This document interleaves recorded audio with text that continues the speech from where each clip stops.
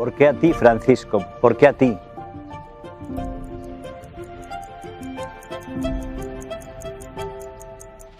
Que a San Francisco, tanta gente dentro y fuera de la iglesia lo pinten de pana proletaria, de blanco pacifista o de verde ecologista. Habiendo sido uno de los personajes más grandes de la historia de la iglesia, tenemos que decir que también ha sido uno de los más manipulados, de los más deformados.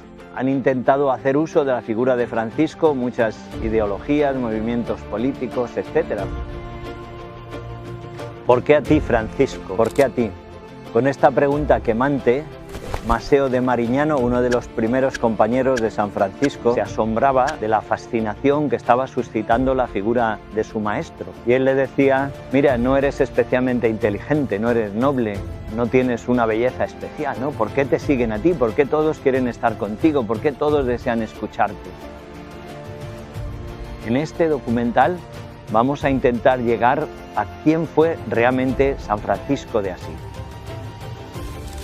Recorreremos los lugares, los personajes, las situaciones que hicieron de San Francisco este santo grande. Él que solo buscó seguir a Jesucristo según el Santo Evangelio y llegar a ser un icono vivo de Cristo pobre y crucificado.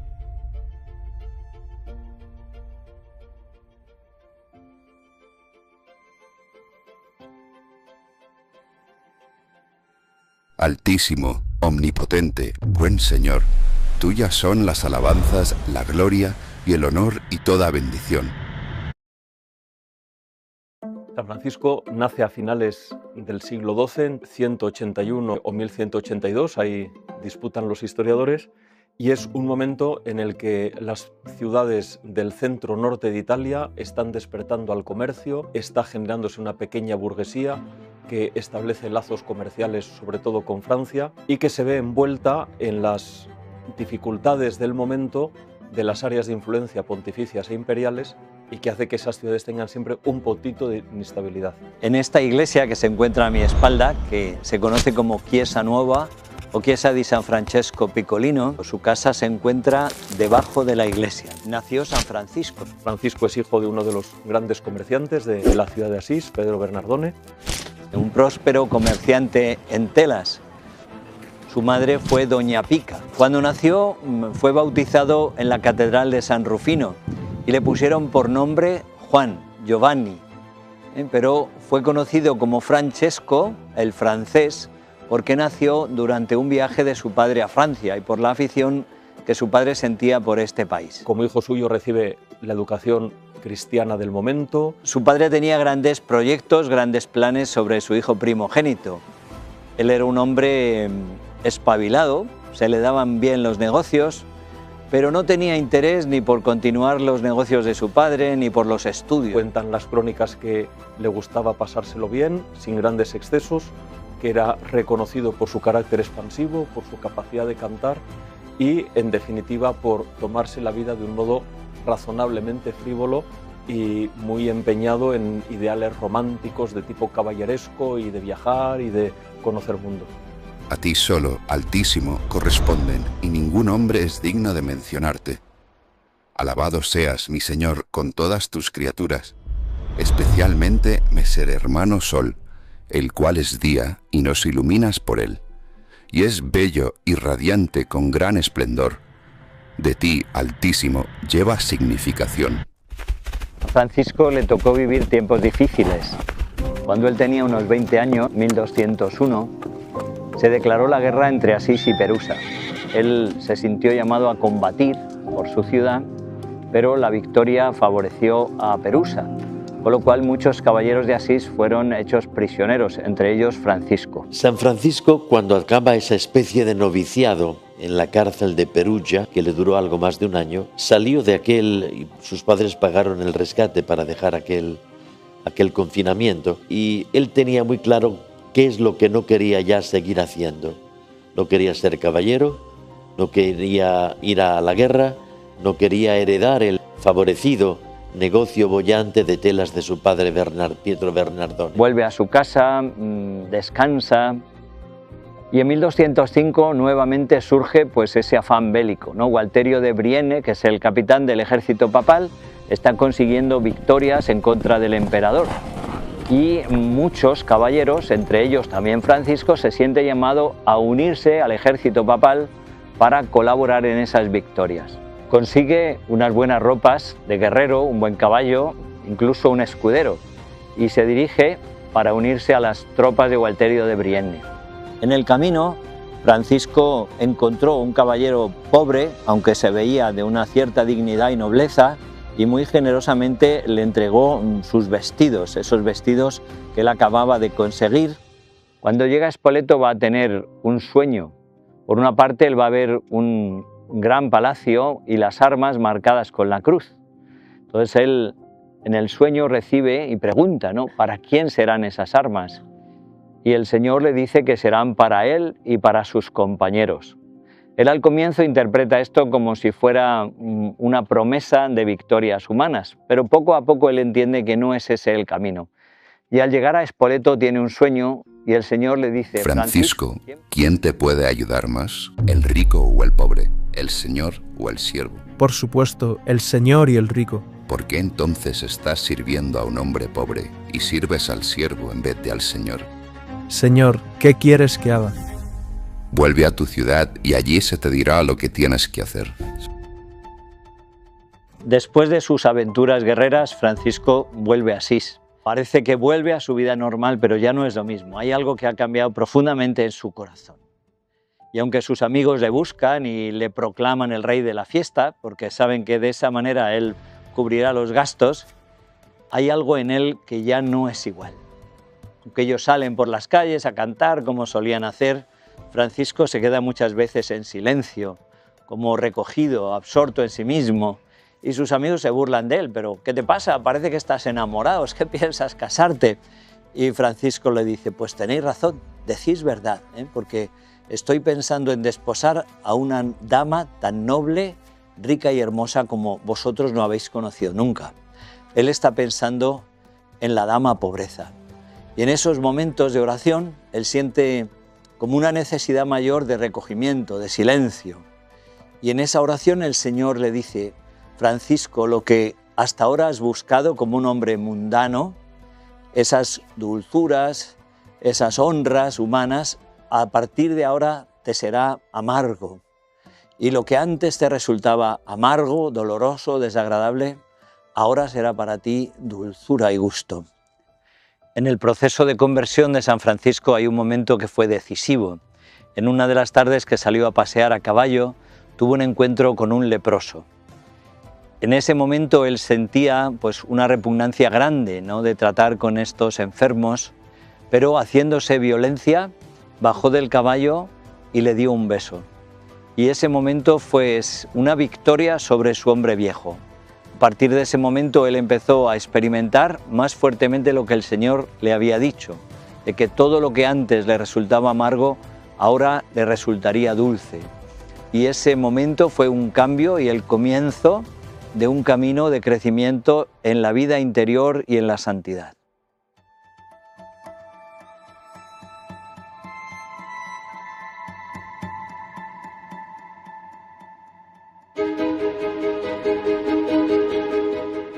Nos encontramos en la iglesia de San Damián.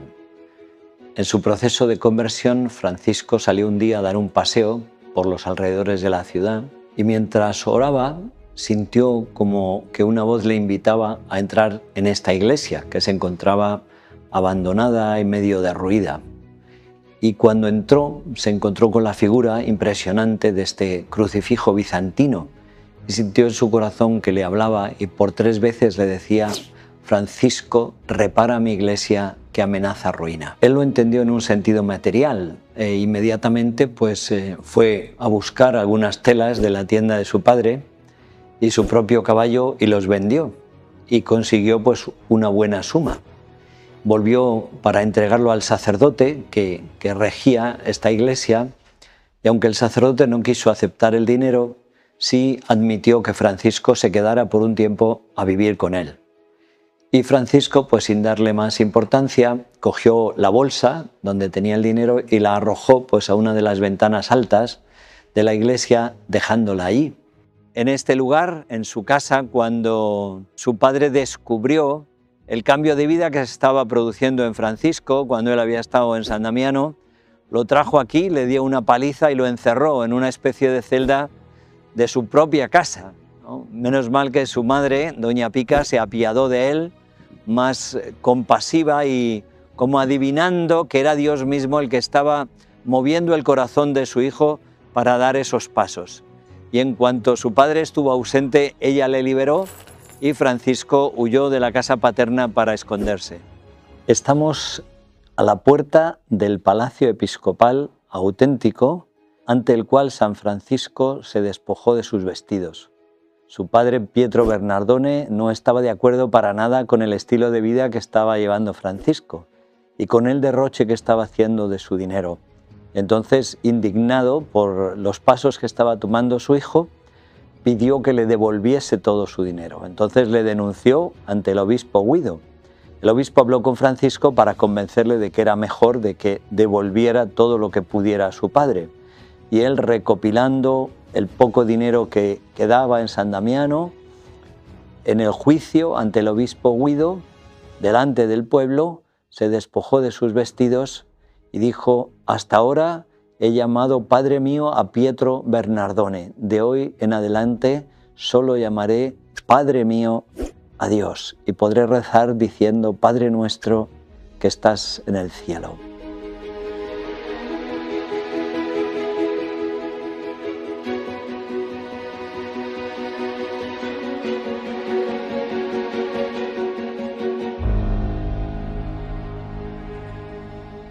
Alabado seas, mi Señor, por hermana luna y las estrellas.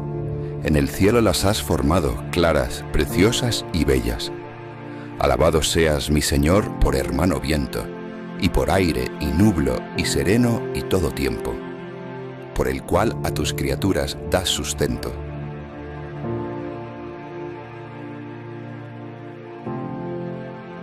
Después de haber reconstruido la iglesia de San Damián y la de San Pedro, Francisco está buscando un lugar donde establecerse y habla con el abad de la abadía benedictina de Monte Subasio, que le ofrece generosamente una iglesita, propiedad de la comunidad, que se encuentra en las afueras de la ciudad de Asís y que se conoce con el nombre de la Porciúncula, ¿no? La porcioncita, por lo reducido de su tamaño, que estaba dedicada a Santa María de los Ángeles. Francisco acepta gustoso y empieza a vivir alrededor de esta iglesia, comienza a reconstruirla y un día en la misa, parece ser que fue el 24 de febrero de 1208, que en aquella época era la fiesta de San Mateo, escucha en la Santa Misa el Evangelio de Mateo 7:10.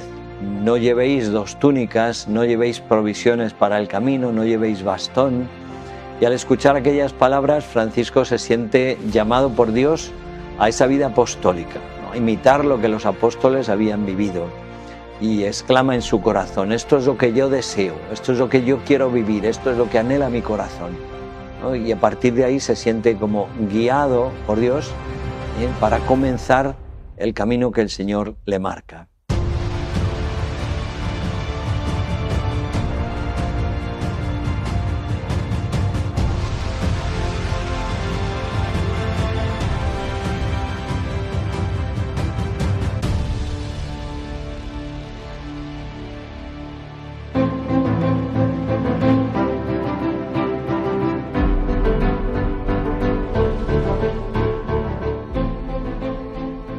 La conversión de Francisco supuso una revolución para toda la ciudad de Asís.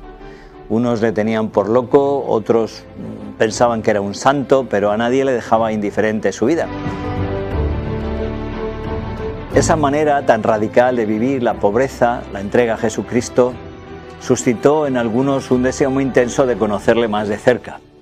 Uno de ellos fue Bernardo de Quintavalle, un hombre adinerado de la ciudad, que sentía mucha curiosidad y admiración por Francisco. Entonces le invitó un día a que pudiera venir a su casa para observarle más de cerca. Entonces, durmiendo en la misma habitación, haciéndose Bernardo que dormía, vio cómo Francisco se levantaba y pasaba toda la noche en oración, ¿no? Repitiendo: mi Dios y mi todo, mi Dios y mi todo. Esto llevó a Bernardo a convencerse de que Francisco era un hombre de Dios. Ganado por esta autenticidad de Francisco, Bernardo le abrió su alma y le dijo: mira, yo desde hace mucho tiempo tengo ese deseo intenso de vender todas las cosas, darlas a los pobres. Entonces Francisco dijo: vamos a pedir luz a Dios.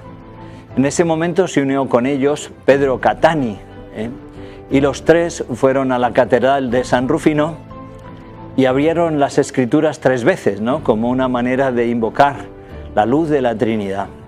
Y en las 3 ocasiones el pasaje evangélico hablaba sobre la pobreza y ellos entendieron que aquella era la voluntad de Dios. Entonces Francisco les dijo: esta será nuestra forma de vida, esta será nuestra regla, y todos los que quieran venir con nosotros tienen que seguir este mismo estilo de vida.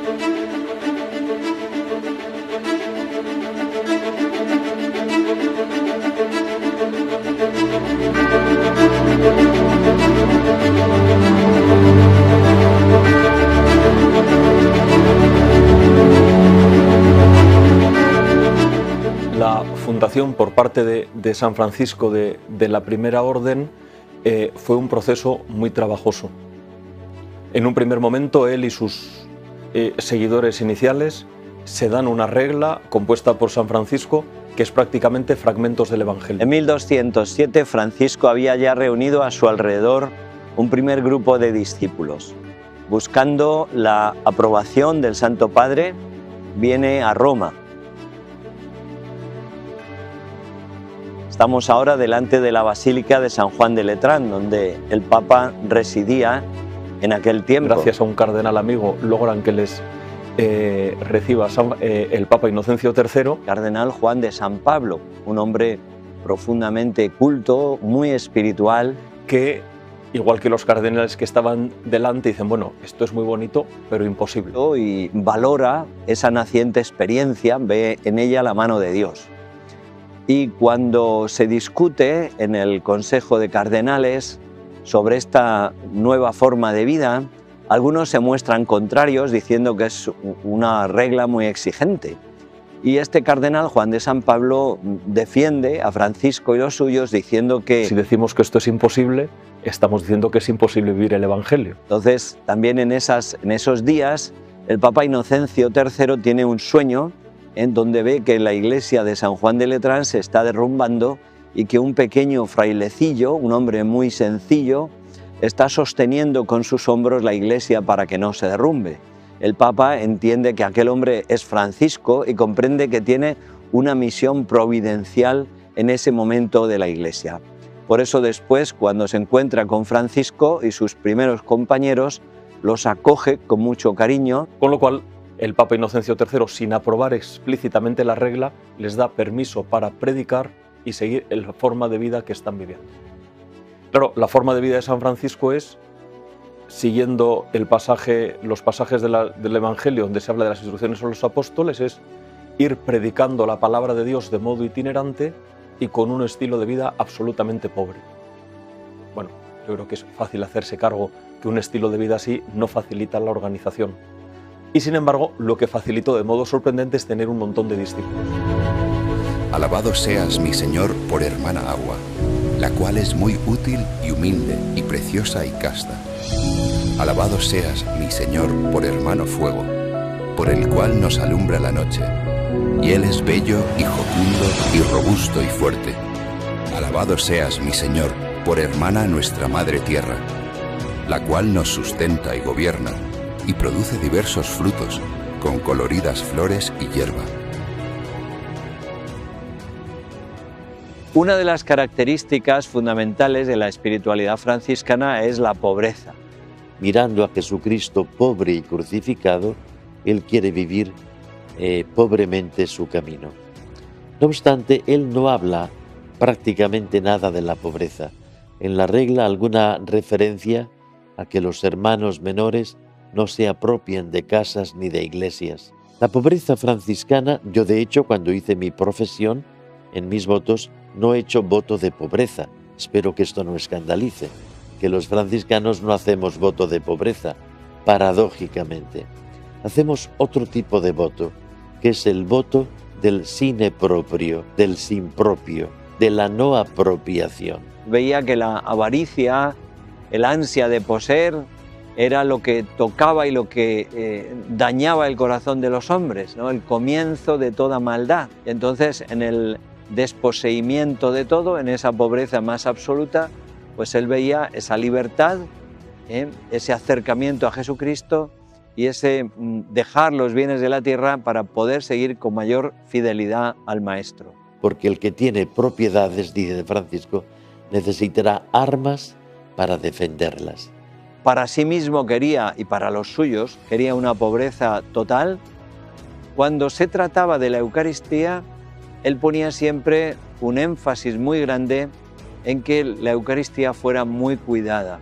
Quería que los cálices, los manteles, los copones, todo lo que se refería al culto fuera digno, porque comprendía la grandeza inmensa del sacramento de la Eucaristía. San Buenaventura dice que su amor a la Eucaristía era enorme, ¿no? Que asistía a misa diariamente, a veces incluso 2 veces, ¿no? Por amor a la Eucaristía, por comprender esa grandeza como el Hijo de Dios se había humillado, se había despojado para quedarse en ese sacramento del amor. La humildad y el amor de Dios se hacía viva en la Eucaristía, se escondía en la Eucaristía. Es una veneración adorante de Jesucristo vivo, Jesucristo resucitado, que es el alimento de todas mis hambres y la presencia en medio de todas mis soledades y desamparos. Dicho esto, y cuando él iba a las andaduras apostólicas con sus hermanos, siempre que en la lontananza veía una iglesia, se ponía de rodillas y recitaba una oración que los franciscanos hacemos al entrar y al salir de un oratorio, de una capilla o de una iglesia cuando hay un sagrario. Te adoramos, Santísimo Señor Jesucristo, aquí y en todas las iglesias que hay en todo el mundo, porque por tu Santa Cruz nos has redimido.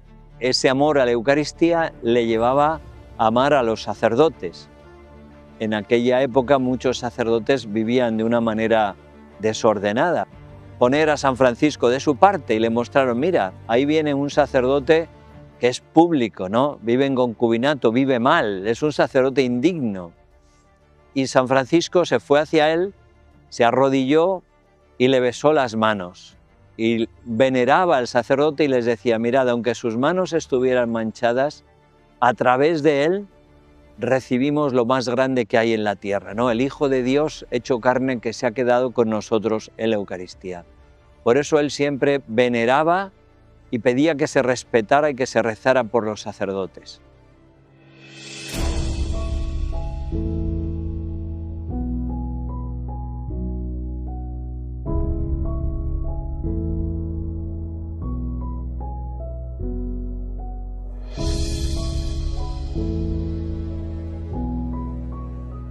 Estamos en el claustro del convento de las Damas Pobres, convento donde comenzó Santa Clara con su hermana Inés cuando ella tenía 18 años. Clara Favarone era una chica de una familia noble que se sintió atraída por el ejemplo de vida evangélica de Francisco y sintió el deseo de imitarle y de seguirle. Y fue en este lugar donde comenzó esa primera comunidad. La segunda orden franciscana es fruto de la predicación de San Francisco en Asís, que es acogida como una llamada de Dios por parte de una joven de la misma ciudad, que es Clara de Asís, que renunciando al estilo de vida que tenía y fugándose de su ámbito familiar, profesa los consejos evangélicos de la mano de San Francisco, buscando efectivamente acentuar en su modo de seguir a Cristo la virtud de la pobreza. Cristo de San Damián estuvo toda la vida delante de Santa Clara y esa llamada a reparar la iglesia la recibió también Santa Clara. Repara mi iglesia. Y esa es la llamada que tenemos hoy las hermanas pobres, reparar la iglesia. Y si tú le preguntas a Clara, Clara, ¿y cómo reparaste la iglesia? ¿Qué hiciste? Pues escribió una regla. Eres la primera mujer en la historia que escribe una regla. Y su sufrimiento era el ver que no era aprobada. Y es que los papas la querían tanto. Había un papa que la llamaba Madre de mi Salvación, Gregorio. La llamaban Madre de mi Salvación, pues este papa quería que aceptara posesiones, como las benedictinas. Y Santa Clara se negaba. Pedía el privilegio de vivir la pobreza y papa tras papa aprobaba ese privilegio. Pero ella tenía miedo de que cuando ella muriese, eso desapareciera y quería que su regla fuera aprobada. La vocación siempre la da Dios, solamente Él. Pero la provocación nos la ha confiado a nosotros. Y San Francisco fue provocación para Clara de Asís. De manera que Clara, mirando a Francisco, mirando sus opciones tras la conversión, ella pudo decir: algo de lo que está haciendo este paisano mío tiene que ver conmigo. Algo de lo que él hace, quisiera hacerlo yo también. Y recibe la regla aprobada y muere a los 2 días. En los papas lo aprobaban con las palabras con que había sido pedida la regla. Y cuando el Papa Inocencio IV aprueba la regla, dice: habéis elegido vivir encerradas, viviendo el Evangelio en pobreza, obediencia y castidad. Pero ha elegido vivir encerradas. Dicen que Santa Clara no quiso la clausura, que era algo que imponían entonces a las monjas. Pero no es verdad, porque existían las hermanas menores, que vivían lo mismo que los hermanos menores, que los sanfranciscanos, y Clara lo conocía.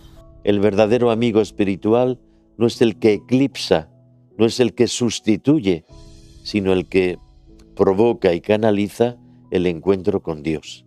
Y esto supuso para Clara y para Francisco el don de su amistad espiritual.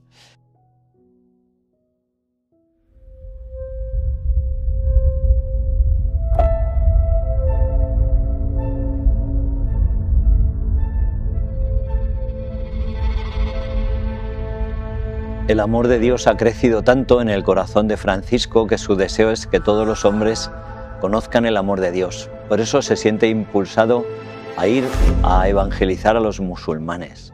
El encuentro de San Francisco con el sultán en Egipto es uno de los episodios más llamativos y, si quiere, más novelesco de la vida ya de por sí increíble del santo.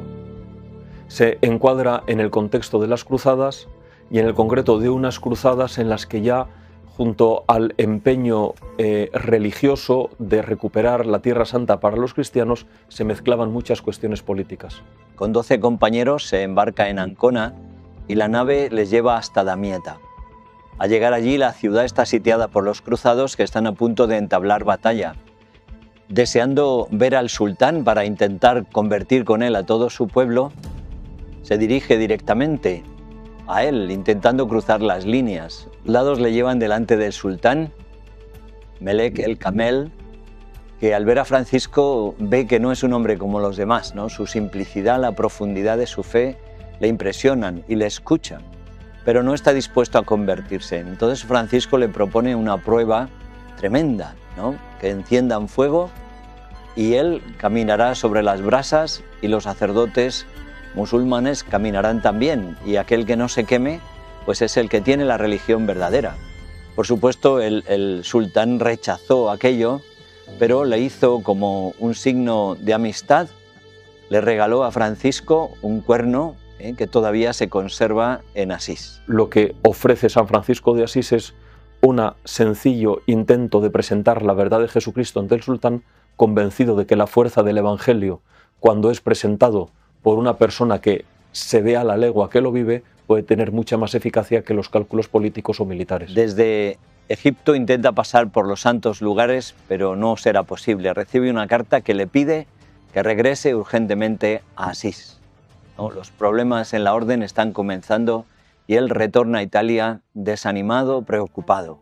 Y se encuentra al llegar a Bolonia con la desagradable sorpresa de que en su ausencia los vicarios le han dado un nuevo enfoque a la orden y han construido en Bolonia un espléndido convento para los estudiantes.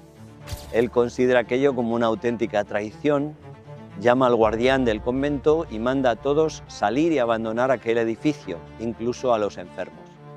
Y previendo las dificultades que estaban comenzando en la comunidad, él vuelve a Roma para entrevistarse con el Papa Honorio III y pedirle un cardenal protector. El elegido será el cardenal Ugolino, un hombre profundamente espiritual, de gran experiencia, y que tiene un amor y una confianza enormes en Francisco. Un fundador itinerante y un montón de discípulos plantea en muy poquitos años dificultades organizativas, que son las que obligan a San Francisco a redactar una segunda regla y a verse incapaz de gobernar una orden del modo organizativo que parecía ser exigido, y por eso renuncia a gobernar la orden y nombra un primer vicario que inmediatamente es sustituido por Fray Elías de Cortona. No siendo el gobernante de la orden San Francisco, sin embargo, sí que se le pide que elabore la tercera y definitiva regla, que es la que se llama regla Bulata, porque es la que es aprobada por el Papa, pero ya siempre bajo el gobierno de Fray Elías, que será quien suceda a San Francisco a su muerte. Se tiene la impresión de que a San Francisco se le exige modificar tanto su regla que no es lo que él quería. Y eso hace que muchos discípulos, sobre todo ante los pasos que da Fray Elías, consideren que se está traicionando desde el principio lo que el mismo fundador quería.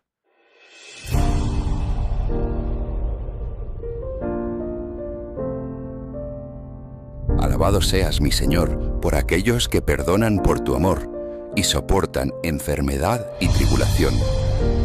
Dichosos aquellos que las sufrirán en paz, porque de ti, Altísimo, coronados serán.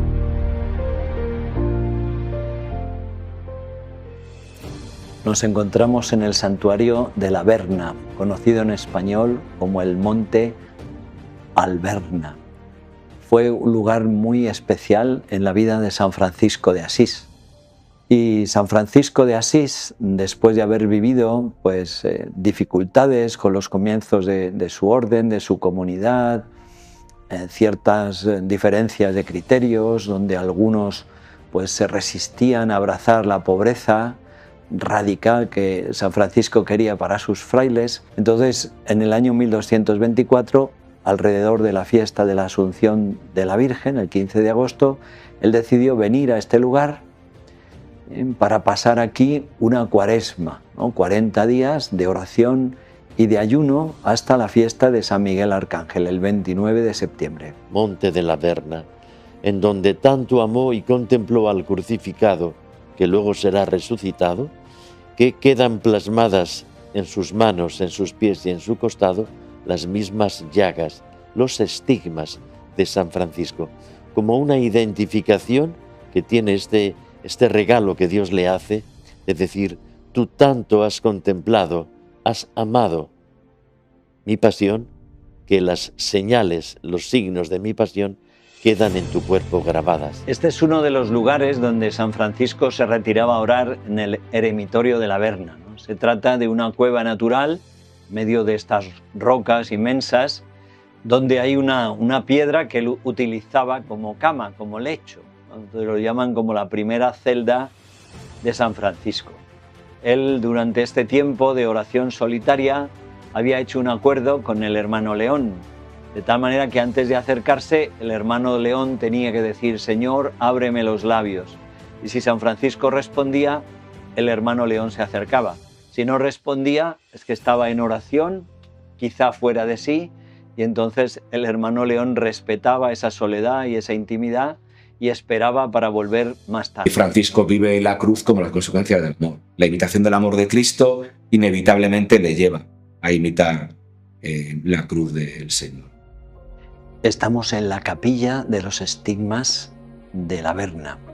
En este lugar, pues el 14 de septiembre, un ángel se le apareció y le anunció que Dios le tenía destinadas algunas gracias particulares. Entonces, que tenía que prepararse para recibirlas. Dijo al Señor: Señor, te pido que antes de mi muerte yo pueda tener estas dos gracias. Primera, que pueda experimentar en mi cuerpo y en mi alma algo de aquel dolor acervísimo que tú tuviste cuando ofreciste tu vida por nosotros en la cruz. Y la segunda gracia que pidió fue el poder experimentar, en la medida en que fuera posible, el amor inefable que llevó a Jesucristo a la cruz, el amor que Cristo experimentó en su corazón al entregar su vida por nosotros. Entonces, ese día, 17 de septiembre, estando en oración en este lugar, se le apareció un serafín alado, que era una representación de Jesucristo, ¿no? Con las alas de fuego. Y de sus heridas salieron como unos rayos, donde San Francisco se encontró que en su carne habían quedado marcados los signos de la pasión. Qué amor debió tener San Francisco en su corazón, tan grande, para que el Señor quisiera como manifestar en su cuerpo la identificación con Cristo que tenía en su corazón. San Francisco desde ese momento se convirtió como en un icono vivo de Cristo crucificado. Se puede decir que para San Francisco Jesús crucificado es su meta, el anhelo al quien más quiere parecerse y por lo tanto el objeto frecuente de su contemplación. En ese contexto es fácil comprender que un fenómeno extraordinario como los estigmas aparezca como un don especial de Dios en correspondencia a los anhelos de San Francisco, para que quede de manifiesto su peculiar unión a la cruz en todo su sentido redentor. Pero esta experiencia llenó su corazón de alegría. Si Francisco llegó a la Verna abatido, lleno de preocupaciones, salió de este lugar pletórico de alegría, de gozo, de confianza. Su vida comenzó a ser más celestial que humana, sin dejar por eso de sentir sobre su cuerpo, cada vez más débil y más pobre, el peso de las enfermedades y los dolores también de esas heridas que acababa de recibir. Hay un momento que es como expresión de este gozo inmenso que San Francisco tuvo en su corazón, ¿no? Él, después de la gracia de los estigmas, compuso una oración preciosa que se conoce como las alabanzas del Dios Altísimo, y es como un desbordarse de su alma hacia afuera. Es el proclamar la grandeza y la maravilla de Dios, ¿no? Como un Magnífica, donde él canta la grandeza del Señor. Y comienza cantando: tú eres Dios, tú eres trino y uno, Señor, Dios de los dioses. Tú eres el bien, todo el bien, el sumo bien. Señor, Dios, vivo y verdadero. Tú eres amor, tú eres caridad, tú eres sabiduría, tú eres humildad, tú eres paciencia. Tú eres belleza, tú eres seguridad, tú eres paz. Tú eres gozo y alegría, tú eres nuestra esperanza. Después de esta experiencia, San Francisco comprendió que su lugar estaba de nuevo en la Porciúncula. Y después de la fiesta de San Miguel, en finales de septiembre o muy comienzos del mes de octubre de 1224, desde aquí, montado en un asno porque ya no podía caminar por los estigmas, San Francisco regresó a la Porciúncula. Después de haber recibido los estigmas en la Verna, la última etapa de su vida, Francisco tendrá muchas enfermedades. Especialmente afectado tenía el estómago, el bazo y una enfermedad extraña que cogió en los ojos y que le fue dejando prácticamente ciego. Entonces, el año 1225, 1226, sintiéndose enfermo, las damas pobres, Clara y sus hermanas, querían cuidar de Francisco y vino aquí, cerca de San Damiano, y le construyeron una cabaña pobre cerca del convento. Y uno de los días, estando en oración, el Señor le dijo: Francisco, exulta y sé feliz en medio de tus enfermedades. Francisco había recibido también de Dios la promesa de la vida eterna, y esto le ayudó a componer el Cántico de las Criaturas que compuso en este lugar. Alabado seas, mi Señor, por hermana muerte corporal, de la que ningún hombre viviente puede escapar. Ay de aquellos que morirán en los pecados mortales, dichosos los que encontrará en tu santísima voluntad, porque la muerte segunda no les hará mal. Alabad y bendecid a mi Señor, y dadle gracias y servidlo con gran humildad. Los 2 últimos años de su vida, su salud estaba muy deteriorada.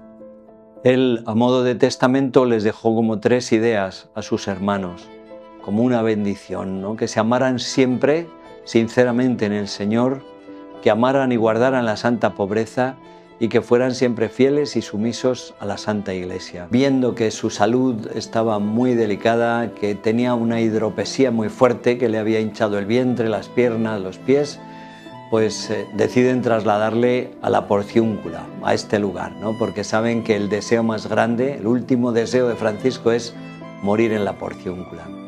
Estando aquí, el jueves antes de su muerte, pide que le despojen del hábito, que lo coloquen en tierra. Los que lo ven, su cuerpo tan desnutrido, tan enflaquecido por las penitencias, los ayunos y marcados con los signos de la pasión, los que lo vieron dicen que parecía el cuerpo de Jesús cuando lo bajaron de la cruz. El viernes, el día siguiente, los dolores son intensísimos y él pide que le lean la pasión según San Juan, ¿no? Y los hermanos que están con él cantan el cántico de las criaturas y San Francisco se une a las últimas estrofas cuando habla de la hermana muerte, ¿no? Para darle la bienvenida.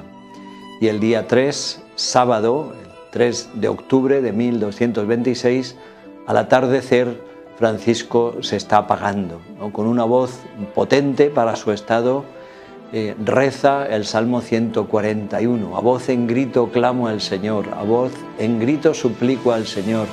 Desahogo ante Él mis afanes mientras me va faltando el aliento. Poco a poco la luz del atardecer cae y la vida de Francisco también se apaga, ¿no? Francisco, pobre, humilde, despojado de todo, vuelve al Señor, ¿no? Vuelve a aquel Señor a quien ha amado, servido y a quien ha buscado toda su vida. Es una muerte que, por así decirlo, corona una vida absolutamente coherente, marcada por el amor a Dios, que le lleva a la alegría y que es una alegría no solo compatible, sino que tiene su fuente en una pobreza muy radical. El 4 de octubre de 1226, el cadáver de San Francisco fue trasladado aquí a San Damiano para que Santa Clara y sus hermanas pudieran venerar el cuerpo del santo y contemplar y venerar los estigmas, las heridas que el Señor había impreso en su cuerpo. Debió de ser emocionante, ¿no? Así lo cuentan sus biógrafos, pues como Santa Clara y todas sus hermanas pues besaban y veneraban con devoción esas marcas vivas de Jesús en el cuerpo de San Francisco. En este lugar donde estamos ahora falleció Santa Clara unos años después, ¿no? Y es bonito pensar que aquellos a quienes el amor a Jesucristo unió en la tierra han ido después, ¿no? A gozar juntos de este amor. Y esas familias espirituales que Dios quiso suscitar a través de ellos, pues se mantienen unidas en el amor a Jesucristo y a Jesucristo pobre y crucificado. Pone de relieve la importancia que tiene para la vida cristiana una predicación del Evangelio acompañada de un testimonio de vida semejante al que tuvieron los apóstoles y al que tuvieron y al que tuvo el mismo Jesús. Santo Padre, San Juan Pablo II, nos decía a los franciscanos: amad a la Iglesia como la amó San Francisco. Los valores evangélicos, cristianos, sobrenaturales, también humanos, que representa el regalo de San Francisco de Asís, no han caducado. Y no estamos, por tanto, ante un museo de cera, de una imagen preciosa, bella, pero que no tiene alma, sino que estamos ante una imagen que está viva y que desde el cielo intercede y que nos ha dejado el testimonio en la tierra, porque lo que Él ha vivido, seamos después o no parte de su familia espiritual, lo que Él ha vivido a todos, absolutamente a todos, nos reclama. Para nuestro tiempo, San Francisco pone de manifiesto cómo una vida auténticamente entregada al Señor tiene siempre un enorme atractivo. Y pone de manifiesto cómo las personas que buscan entregarse radicalmente al Señor siempre encuentran en el modo de vivir la pobreza como un perfume especial que consideran que les acerca al Señor. La vida de San Francisco también hoy, en una sociedad, por lo menos en Occidente, quizá excesivamente materialista, pone de manifiesto que una señal de autenticidad en el encuentro del Señor es un deseo de vivir la pobreza. Lógicamente, cada uno según su vocación, pero esa percepción de que estar cerca del Señor significa desprenderse de los bienes materiales es algo que San Francisco lo ejemplifica, pero que aparece como una constante de todas las historias de santidad que conocemos. Por eso San Francisco de Asís es un hombre siempre actual. ¿Por qué? Porque es un hombre enamorado de Dios, porque toda su vida, su pobreza, su humildad, su figura, su amor a Cristo crucificado, nos habla de Dios, nos dice: Dios ama al hombre, Dios busca a cada hombre, y no es en los bienes materiales, en la riqueza, donde el hombre va a encontrar su felicidad, sino en esa sinceridad de corazón, en ese buscar a Dios sin nada, buscar a Dios totalmente, buscar a Dios en esa pureza del Evangelio, que es donde Dios se nos ha hecho presente, donde Dios nos habla y nos sigue hablando, en su palabra, en la Eucaristía y también en la vida de los santos, que son Evangelio vivo. ¿Quieres saber por qué a mí? ¿Quieres saber por qué a mí viene todo el mundo? Esto me viene de los ojos del Dios Altísimo, que miran en todas partes a buenos y malos, y esos ojos santísimos no han visto entre los pecadores ninguno más vil, ni más inútil, ni más grande pecador que yo. Y como no ha hallado sobre la tierra otra criatura más vil para realizar la obra maravillosa que se había propuesto, me ha escogido a mí para confundir la nobleza, la grandeza y la fortaleza y la belleza y la sabiduría del mundo, a fin que quede patente que de él, y no de criatura alguna, proviene toda virtud y todo bien, y nadie puede gloriarse en presencia de él, sino quien se gloría ha de gloriarse en el Señor, a quien pertenece todo honor y toda gloria por siempre.